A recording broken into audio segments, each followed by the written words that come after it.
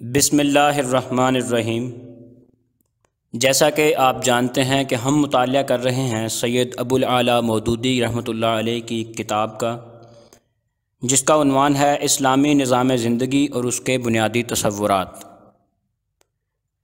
ہم اس کتاب کے تیسرے باب کا مطالعہ کر رہے ہیں اور آج ہم تیسرے باب کے دوسرے حصے کا آغاز کرنے جا رہے ہیں، جس کا عنوان ہے اسلام۔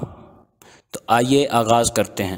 اب ہمیں تیسری صورت کو لینا چاہیے جو زندگی کے ان بنیادی مسائل کے متعلق رائے قائم کرنے کی آخری صورت ہے، اور وہ یہ ہے کہ پیغمبروں نے ان مسائل کا جو حل پیش کیا ہے اسے قبول کیا جائے۔ اس طریقے کی مثال بالکل ایسی ہے جیسے کسی اجنبی مقام پر آپ ہوں اور آپ کو خود اس مقام کے متعلق کوئی واقفیت نہ ہو تو آپ کسی دوسرے شخص سے دریافت کریں اور اس کی رہنمائی میں وہاں کی سیر کریں۔ ایسی صورتحال جب پیش آتی ہے تو آپ پہلے اس شخص کو تلاش کرتے ہیں جو خود واقف کار ہونے کا دعویٰ کرے، پھر آپ قرائن سے اس امر کا اطمینان کرنے کی کوشش کرتے ہیں کہ وہ شخص قابل اعتماد ہے یا نہیں۔ آپ اس کی رہنمائی میں چل کر دیکھتے ہیں، اور جب تجربے سے یہ ثابت ہو جاتا ہے کہ اس کی فراہم کردہ معلومات کے مطابق جو عمل آپ نے کیا اس سے کوئی برا نتیجہ نہیں نکلا، تو آپ کو پوری طرح اطمینان ہو جاتا ہے کہ واقعی وہ شخص واقف کار تھا اور اس جگہ کے متعلق جو معلومات اس نے دی تھیں وہ صحیح تھیں۔ یہ ایک علمی طریقہ ہے، اور اگر کوئی دوسرا طریقہ علمی ممکن نہ ہو تو پھر رائے قائم کرنے کے لیے یہی ایک صحیح طریقہ ہو سکتا ہے۔ اب دیکھیے، دنیا آپ کے لیے ایک اجنبی جگہ ہے۔ آپ کو نہیں معلوم کہ اس کی حقیقت کیا ہے، اس کا انتظام کس قسم کا ہے، کس آئین پر یہ کارخانہ چل رہا ہے، اس کے اندر آپ کی حیثیت کیا ہے، اور یہاں آپ کے لیے کیا رویہ مناسب ہے۔ آپ نے پہلے یہ رائے قائم کی کہ جیسا بظاہر نظر آتا ہے اصل حقیقت بھی وہی ہے۔ آپ نے اس رائے پر عمل کیا مگر نتیجہ غلط نکلا۔ پھر آپ نے قیاس اور گمان کی بنا پر مختلف رائیں قائم کی اور ہر ایک پر عمل کر کے دیکھا، مگر ہر صورت میں نتیجہ غلط ہی رہا۔ اس کے بعد آخری صورت یہی ہے کہ آپ پیغمبروں کی طرف رجوع کریں۔ یہ لوگ واقف کار ہونے کا دعویٰ کرتے ہیں۔ ان کے حالات کی جتنی چھان بین کی جاتی ہے اس سے معلوم ہوتا ہے کہ نہایت سچے، نہایت امین، نہایت نیک، نہایت بے غرض اور نہایت صحیح الدماغ لوگ ہیں۔ لہٰذا بادی النظر میں ان پر اعتماد کرنے کے لیے کافی وجہ موجود ہے۔ اب صرف یہ دیکھنا باقی رہ جاتا ہے کہ دنیا کے متعلق اور دنیا میں آپ کی حیثیت کے متعلق جو معلومات وہ دیتے ہیں وہ کہاں تک لگتی ہوئی ہے۔ ان کے خلاف کوئی عملی ثبوت نہیں ہے، اور ان کے مطابق جو رویہ دنیا میں اختیار کیا گیا وہ تجربے سے کیسا ثابت ہوا۔ اگر تحقیق سے ان تینوں باتوں کا جواب بھی اطمینان بخش نکلے تو ان کی رہنمائی پر ایمان لے آنا چاہیے اور زندگی میں وہی رویہ اختیار کرنا چاہیے جو اس نظریے کے مطابق ہو۔ جیسا کہ میں نے اوپر عرض کیا، پچھلے جاہلیت کے طریقوں کے مقابلے میں یہ طریقہ علمی طریقہ ہے، اور اگر اس علم کے آگے آدمی سر تسلیم خم کر دے، اگر خود سری اور خود رائی کو چھوڑ کر اس علم کا اتباع کرے اور اپنے رویے کو انہی حدود کا پابند کر دے جو اس علم نے قائم کی ہیں، تو اسی طریقے کا نام اسلامی طریقہ ہے۔ اس کائنات کے متعلق پیغمبر یہ کہتے ہیں کہ یہ سارا عالم ہست و بود جو انسان کے گرد و پیش پھیلا ہوا ہے اور جس کا ایک جز انسان بھی ہے، کوئی اتفاقی ہنگامہ نہیں ہے بلکہ ایک منظم باضابطہ سلطنت ہے۔ اللہ نے اسے بنایا ہے، وہی اس کا مالک ہے اور وہی اس کا اکیلا حاکم ہے۔ یہ ایک کلی نظام ہے جس میں تمام اختیارات مرکزی اقتدار کے ہاتھ میں ہیں۔ اس مقتدر اعلیٰ کے سوا یہاں کسی کا حکم نہیں چلتا۔ تمام قوتیں جو نظام عالم میں کام کر رہی ہیں اسی کے زیر حکم ہیں، اور کسی کی مجال نہیں کہ اس کے حکم سے سرتابی کر سکے یا اس کے اذن کے بغیر اپنے اختیار سے کوئی حرکت کرے۔ اس ہماگیر سسٹم کے اندر کسی خود مختاری اور غیر ذمہ داری کے لیے کوئی جگہ نہیں، نہ فطرتاً ہو سکتی ہے۔ انسان پیدائشی رعیت ہے۔ رعیت ہونا اس کی مرضی پر موقوف نہیں، بلکہ یہ رعیت ہی پیدا ہوا ہے، اور رعیت کے سوا کچھ اور ہونا اس کے امکان میں نہیں ہے۔ لہٰذا یہ خود اپنے لیے طریق زندگی وضع کرنے اور اپنی ڈیوٹی آپ تجویز کر لینے کا حق نہیں رکھتا۔ یہ کسی چیز کا مالک نہیں ہے کہ اپنی ملک میں تصرف کرنے کا ضابطہ خود بنائے۔ اس کا جسم اور اس کی ساری قوتیں اللہ کے ملک اور اس کا عطیہ ہیں، لہٰذا یہ انہیں خود اپنے منشا کے مطابق استعمال کرنے کا حقدار نہیں ہے، بلکہ جس نے یہ چیزیں اسے عطا کی ہیں اسی کی مرضی کے مطابق اسے انہیں استعمال کرنا چاہیے۔ اسی طرح جو اشیاء اس کے گرد و پیش دنیا میں پائی جاتی ہیں، زمین، جانور، پانی، نباتات اور معدنیات وغیرہ، یہ سب اللہ کی ملک ہیں۔ انسان ان کا مالک نہیں ہے، لہٰذا انسان کو ان پر بھی اپنی مرضی کے مطابق تصرف کرنے کا کوئی حق نہیں، بلکہ اسے ان کے ساتھ اس قانون کے مطابق برتاؤ کرنا چاہیے جو اصل مالک نے مقرر کیا ہے۔ اسی طرح وہ تمام انسان بھی جو زمین پر بستے ہیں اور جن کی زندگی ایک دوسرے سے وابستہ ہے، اللہ کی رعیت ہیں، لہٰذا ان کو اپنے باہمی تعلقات کے بارے میں خود اصول اور ضابطے مقرر کر لینے کا حق نہیں ہے۔ ان کے جملہ تعلقات خدا کے بنائے ہوئے قانون پر مبنی ہونے چاہیے۔ کہی یہ بات کہ وہ خدا کا قانون کیا ہے، تو پیغمبر کہتے ہیں کہ جس ذریعہ علم کی بنا پر ہم تمہیں دنیا کی اور خود تمہاری یہ حقیقت بتا رہے ہیں، اسی ذریعہ علم سے ہمیں خدا کا قانون بھی معلوم ہوا ہے۔ خدا نے خود ہمیں اس بات پر مامور کیا ہے کہ یہ علم تم تک پہنچا دیں، لہٰذا تم ہم پر اعتماد کرو، ہمیں اپنے بادشاہ کا نمائندہ تسلیم کرو اور ہم سے اس کا مستند قانون لو۔ پھر پیغمبر ہم سے کہتے ہیں کہ جو تم بظاہر دیکھتے ہو کہ سلطنت عالم کا سارا کاروبار ایک نظم کے ساتھ چل رہا ہے، مگر نہ خود سلطان نظر آتا ہے۔ پھر پیغمبر ہم سے کہتے ہیں کہ یہ جو تم بظاہر دیکھتے ہو کہ سلطنت عالم کا سارا کاروبار ایک نظم کے ساتھ چل رہا ہے، مگر نہ خود سلطان نظر آتا ہے، نہ اس کے کارپرداز کام کرتے دکھائی دیتے ہیں، اور یہ جو تم ایک طرح کی خود مختاری اپنے اندر محسوس کرتے ہو کہ جس طرح چاہو کرو، جس طرح چاہو مالکانہ روش اختیار کر سکتے ہو، اور اصل مالک کے سوا دوسروں کے سامنے بھی اطاعت و بندگی میں سر جھکا سکتے ہو، ہر صورت میں تمہیں رزق ملتا ہے، وسائل کار مہم پہنچتے ہیں اور بغاوت کی سزا فوراً نہیں دی جاتی، یہ سب دراصل تمہاری آزمائش کے لیے ہے۔ چونکہ تمہیں عقل، قوت استنباط اور قوت انتخاب دی گئی ہے، اس لیے مالک نے اپنے آپ کو اور اپنے نظام سلطنت کو تمہاری نظروں سے اوجھل کر دیا ہے۔ وہ تمہیں آزمانا چاہتا ہے کہ تم اپنی قوتوں سے کس طرح کام لیتے ہو۔ اس نے تم کو سمجھ بوجھ، انتخاب کی آزادی اور ایک طرح کی خود مختاری عطا کر کے چھوڑا ہے۔ اب اگر تم اپنی رعیت ہونے کی حیثیت کو سمجھو اور برضا اور رغبت اس حیثیت کو اختیار کر لو، بغیر اس کے کہ تم پر اس حیثیت میں رہنے کے لیے کوئی جبر ہو، تو اپنے مالک کی آزمائش میں کامیاب ہو جاؤ گے۔ اور اگر رعیت ہونے کی حیثیت کو نہ سمجھو یا سمجھنے کے باوجود باغیانہ روش اختیار کرو تو امتحان میں ناکام ہو جاؤ گے۔ اسی امتحان کی غرض سے تمہیں دنیا میں کچھ اختیارات دیے گئے ہیں، دنیا کی بہت سی چیزیں تمہارے قبضہ قدرت میں دی گئی ہیں، اور تم کو عمر بھر کی مہلت دی گئی ہے۔ اس کے بعد پیغمبر ہمیں بتاتے ہیں کہ یہ دنیاوی زندگی چونکہ امتحان کی مہلت ہے، لہٰذا یہاں نہ حساب، نہ جزا، نہ سزا۔ یہاں جو کچھ دیا جاتا ہے لازم نہیں کہ وہ کسی عمل نیک کا انعام ہی ہو، وہ اس بات کی علامت نہیں کہ اللہ تم سے خوش ہے یا جو کچھ تم کر رہے ہو وہ درست ہے، بلکہ دراصل وہ محض امتحان کا سامان ہے۔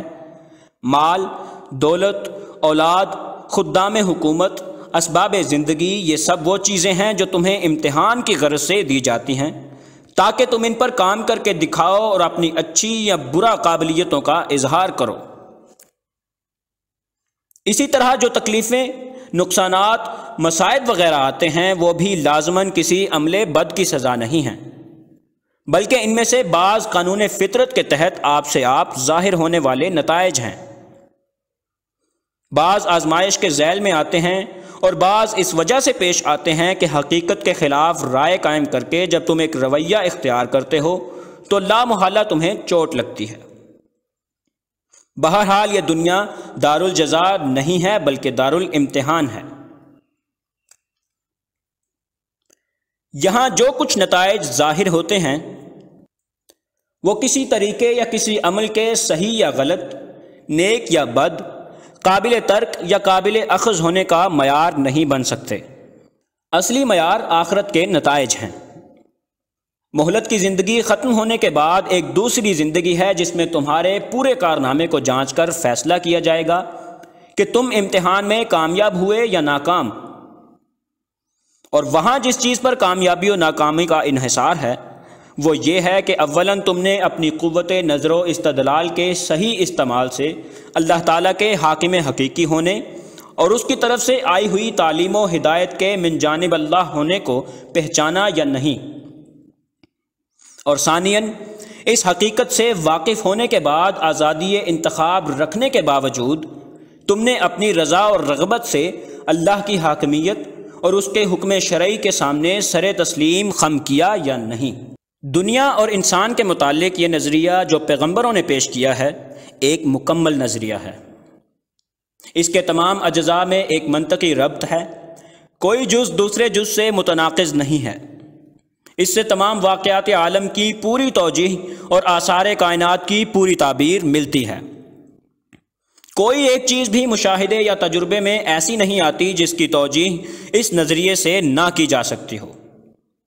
لہٰذا یہ ایک علمی نظریہ ہے۔ علمی نظریے کی جو تعریف بھی کی جائے وہ اس پر صادق آتی ہے۔ پھر کوئی مشاہدہ یا تجربہ آج تک ایسا نہیں ہوا جس سے یہ نظریہ ٹوٹ جاتا ہو، لہٰذا یہ اپنی جگہ پر قائم ہے۔ ٹوٹے ہوئے نظریات میں اسے شمار نہیں کیا جا سکتا۔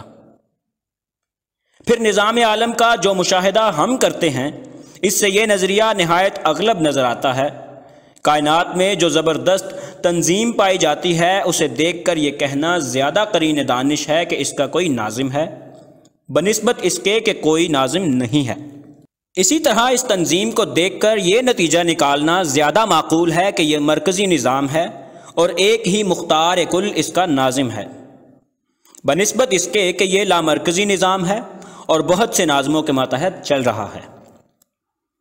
اس طرح جو حکمت کی شان اس کائنات کے نظام میں اعلانیہ محسوس ہوتی ہے اسے دیکھ کر یہ رائے قائم کرنا زیادہ قریب از عقل ہے کہ یہ حکیمانہ اور بامقصد نظام ہے بنسبت اس کے کہ بے مقصد ہے اور محض بچے کا کھیل ہے۔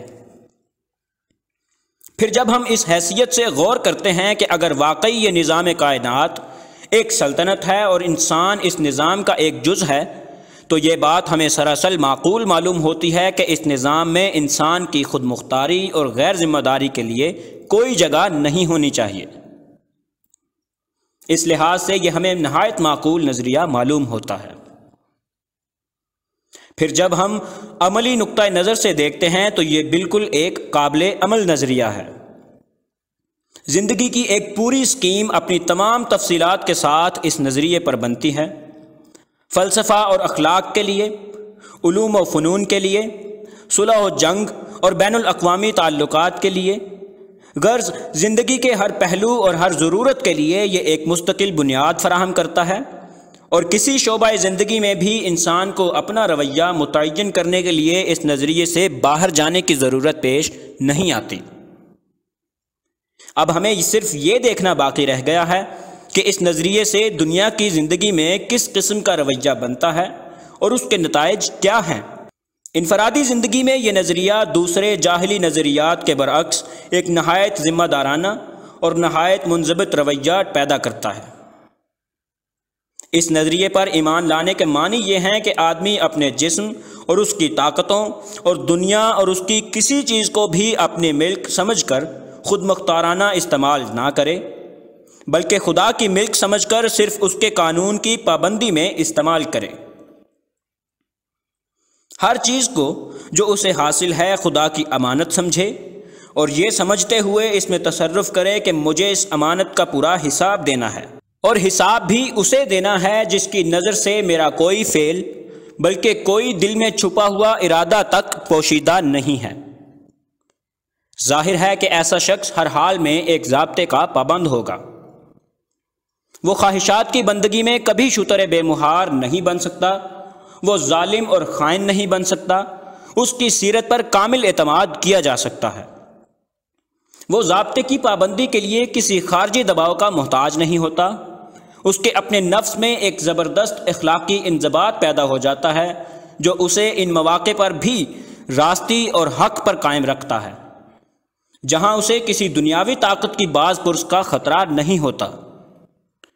یہ خدا کا خوف اور امانت کا احساس وہ چیز ہے جس سے بڑھ کر سوسائٹی کو قابل اعتماد افراد فراہم کرنے کا کوئی دوسرا ذریعہ تصور نہیں کیا جا سکتا۔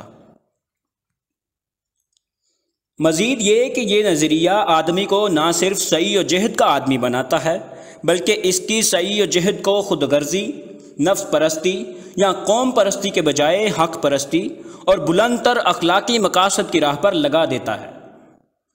جو شخص اپنے متعلق یہ رائے رکھتا ہو کہ میں دنیا میں بیکار نہیں آیا ہوں، بلکہ خدا نے مجھے کام کرنے کے لیے یہاں بھیجا ہے، اور میری زندگی اپنے لیے یا اپنے دوسرے متعلقین کے لیے نہیں ہے بلکہ اس کام کے لیے ہے جس میں خدا کی رضا ہو، اور میں یوں ہی چھوڑا نہ جاؤں گا بلکہ مجھ سے پورا حساب لیا جائے گا کہ میں نے اپنے وقت کا اور اپنی قوتوں کا کتنا اور کس طرح استعمال کیا۔ ایسے شخص سے زیادہ کوشش کرنے والا اور نتیجہ خیز اور صحیح کوشش کرنے والا آدمی اور کوئی نہیں ہو سکتا۔ لہٰذا یہ نظریہ ایسے بہتر افراد پیدا کرتا ہے کہ ان سے بہتر انفرادی رویے کا تصور کرنا مشکل ہے۔ اب اجتماعی پہلو میں دیکھیے۔ سب سے پہلے تو یہ نظریہ انسانی اجتماع کی بنیاد بدل دیتا ہے۔ اس نظریے کی روح سے تمام انسان خدا کی رعیت ہیں۔ رعیت ہونے کی حیثیت سے سب کے حقوق یکساں، سب کی حیثیت یکساں اور سب کے لیے مواقع یکساں۔ کسی شخص، کسی خاندان، کسی طبقے، کسی قوم، کسی نسل کے لیے دوسرے انسانوں پر نہ کسی قسم کی برتری و فوقیت ہے، نہ امتیازی حقوق۔ اس طرح انسان پر انسان کی حاکمیت اور فضیلت کی جڑ کٹ جاتی ہے، اور وہ تمام برائیاں، تمام خرابیاں یکلخت دور ہو جاتی ہیں جو بادشاہی، جاگیرداری، نوابی، برہمنیت و پاپائیت اور آمریت سے پیدا ہوتی ہیں۔ پھر یہ چیز قبیلے، قوم، نسل، وطن اور رنگ کے تعصبات کا بھی خاتمہ کر دیتی ہے، جن کی بدولت دنیا میں سب سے زیادہ خون ریزی ہوئی ہے۔ اس نظریے کی روح سے تمام روئے زمین خدا کا ملک ہے، تمام انسان آدم کی اولاد اور خدا کے بندے ہیں، اور فضیلت کی بنیاد نسل و نسب، مال و دولت یا رنگ کی سفیدی و سرخی پر نہیں بلکہ اخلاق کی پاکیزگی اور خدا کے خوف پر ہے۔ جو سب سے زیادہ خدا سے ڈرنے والا اور اصلاح و تقوی پر عمل کرنے والا ہے وہی سب سے افضل ہے۔ اسی طرح انسان اور انسان کے درمیان اجتماعی ربط و تعلق یا فرق و امتیاز کی بنا پر بھی اس نظریے میں کلیتاً تبدیلی کر دی گئی ہے۔ انسان نے اپنی ایجاد سے جن چیزوں کو اجتماع و افتراق کی بنا ٹھہرایا ہے وہ انسانیت کو بے شمار حصوں میں تقسیم کرتی ہیں، اور ان حصوں کے درمیان ناقابل عبور دیواریں کھڑی کر دی گئی ہیں، کیونکہ نسل یا وطن یا قومیت یا رنگ وہ چیزیں نہیں جن کو آدمی تبدیل کر سکتا ہو اور وہ ایک گروہ میں سے دوسرے گروہ میں جا سکتا ہو۔ برعکس اس کے یہ نظریہ انسان اور انسان کے درمیان اجتماع و افتراق کی بنا خدا کی بندگی اور اس کے قانون کی پیروی پر رکھتا ہے۔ جو لوگ مخلوقات کی بندگی چھوڑ کر خدا کی بندگی اختیار کر لیں اور خدا کے قانون کو اپنی زندگی کا واحد قانون تسلیم کر لیں وہ سب ایک جماعت ہیں، اور جو ایسا نہ کریں وہ دوسری جماعت۔ اس طرح تمام اختلافات مٹ کر صرف ایک اختلاف باقی رہ جاتا ہے، اور وہ اختلاف بھی قابل عبور ہے، کیونکہ ہر وقت ایک شخص کے لیے ممکن ہے کہ اپنا عقیدہ اور طرز زندگی بدل دے اور ایک جماعت سے دوسری جماعت میں چلا جائے۔ اسی طرح ایک دنیا میں کوئی عالمگیر بین الاقوامی برادری بننا ممکن ہے تو وہ اسی نظریے پر بن سکتی ہے۔ دوسرے تمام نظریات انسانیت کو پھاڑنے والے ہیں، جمع کرنے والے نہیں۔ ان تمام اصلاحات کے بعد جو سوسائٹی اس نظریے پر بنتی ہے اس کی ذہنیت، اسپرٹ اور اجتماعی تعمیر بالکل بدلی ہوئی ہوتی ہے۔ اس میں اسٹیٹ انسان کی حاکمیت پر نہیں بلکہ خدا کی حاکمیت پر بنتا ہے۔ حکومت خدا کی ہوتی ہے، قانون خدا کا ہوتا ہے، انسان صرف خدا کے ایجنٹ کی حیثیت سے کام کرتا ہے۔ یہ چیز اول تو ان ساری خرابیوں کو دور کر دیتی ہے جو انسان پر انسان کی حکومت اور انسان کی قانون سازی سے پیدا ہوتی ہے۔ پھر ایک عظیم الشان فرق جو اس نظریے پر اسٹیٹ بننے سے واقع ہو جاتا ہے وہ یہ ہے کہ اسٹیٹ کے پورے نظام میں عبادت اور تقوی کی اسپرٹ پھیل جاتی ہے۔ رائی اور رعیت دونوں یہ سمجھتے ہیں کہ ہم خدا کی حکومت میں ہیں اور ہمارا معاملہ براہ راست اس خدا سے ہے جو عالم الغیب الشہادہ ہے۔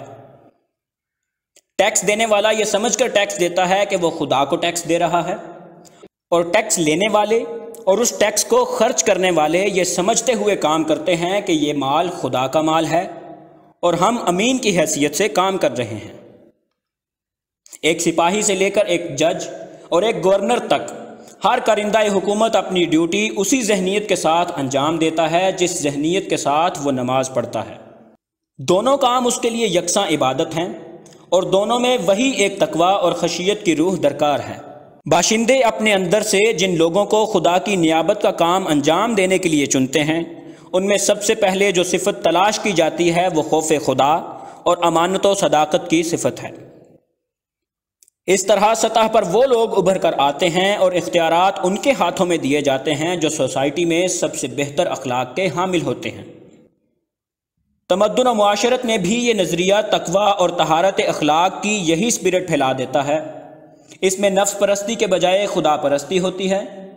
ہر ایک انسان دوسرے انسان کے درمیان خدا کا واسطہ حائل ہوتا ہے اور خدا کا قانون دونوں کے تعلقات کو منضبط کرتا ہے۔ یہ قانون چونکہ اس نے بنایا ہے جو تمام نفسانی خواہشات اور ذاتی اغراض سے پاک ہے اور علیم و حکیم بھی ہے، اس لیے اس میں فتنے کا ہر دروازہ اور ظلم کا ہر راستہ بند کیا گیا ہے اور انسانی فطرت کے ہر پہلو اور اس کی ہر ضرورت کی رعایت کی گئی ہے۔ یہاں اتنا موقع نہیں کہ میں اس پوری اجتماعی عمارت کا نقشہ پیش کروں جو اس نظریے پر بنتی ہے، مگر جو کچھ میں نے بیان کیا ہے اس سے آپ اندازہ کر سکتے ہیں کہ پیغمبروں نے جو نظریہ کائنات و انسان پیش کیا ہے وہ کس قسم کا رویہ پیدا کرتا ہے اور اس کے نتائج کیا ہیں اور کیا ہو سکتے ہیں۔ پھر یہ بات بھی نہیں کہ یہ محض کاغذ پر ایک خیالی نقشہ ہو، بلکہ تاریخ میں اس نظریے پر ایک اجتماعی نظام اور ایک اسٹیٹ بنا کر دکھایا جا چکا ہے، اور تاریخ شاہد ہے کہ جیسے افراد اس نظریے پر تیار کیے گئے تھے نہ اس سے بہتر افراد کبھی روئے زمین پر پائے گئے، اور نہ اس اسٹیٹ سے بڑھ کر کوئی اسٹیٹ انسان کے لیے رحمت ثابت ہوا۔ اس کے افراد میں اپنی اخلاقی ذمہ داری کا احساس اتنا بڑھ گیا تھا کہ ایک صحرائی عورت کو زنا سے حمل ہو جاتا ہے، وہ جانتی ہے کہ میرے لیے اس جرم کی سزا سنگساری جیسی ہولناک سزا ہے، مگر وہ خود چل کر آتی ہے اور درخواست کرتی ہے کہ اس پر سزا نافذ کی جائے۔ اس سے کہا جاتا ہے کہ وضع حمل کے بعد آؤ، اور بغیر کسی مچلکہ و ضمانت کے اسے چھوڑ دیا جاتا ہے۔ وضع حمل کے بعد وہ پھر صحرا سے آتی ہے اور سزا دیے جانے کی درخواست کرتی ہے۔ اس سے کہا جاتا ہے کہ بچے کو دودھ پلا، اور جب دودھ پلانے کی مدت ختم ہو جائے تب آنا۔ پھر وہ صحرا کی طرف واپس چلی جاتی ہے اور کوئی پولیس کی نگرانی اس پر نہیں ہوتی۔ رضاعت کی مدت ختم ہونے کے بعد وہ پھر آ کر التجا کرتی ہے کہ اب اسے سزا دے کر اس گناہ سے پاک کر دیا جائے جو اس سے سرزد ہو چکا ہے۔ چنانچہ اسے سنسار کیا جاتا ہے، اور جب وہ مر جاتی ہے تو اس کے لیے دعائے رحمت کی جاتی ہے۔ اور جب ایک شخص کی زبان سے اس کے حق میں اتفاقاً یہ کلمہ نکل جاتا ہے کہ کیسی بے حیا عورت تھی، تو جواب آتا ہے کہ خدا کی قسم اس نے ایسی توبہ کی تھی کہ اگر ناجائز محصول لینے والا بھی ایسی توبہ کرتا تو بخش دیا جاتا۔ یہ تو اس سوسائٹی کے افراد کا حال تھا، اور اس اسٹیٹ کا یہ حال تھا کہ جس حکومت کی آمدنی کروڑوں روپے تک پہنچی ہوئی تھی اور جس کے خزانے ایران و شام اور مصر کی دولت سے معمور ہو رہے تھے، اس کا صدر صرف 150 روپیہ مہینہ تنخواہ لیتا تھا اور اس کے شہریوں میں ڈھونڈے سے بھی بمشکل کوئی ایسا شخص ملتا تھا جو خیرات لینے کا مستحق ہو۔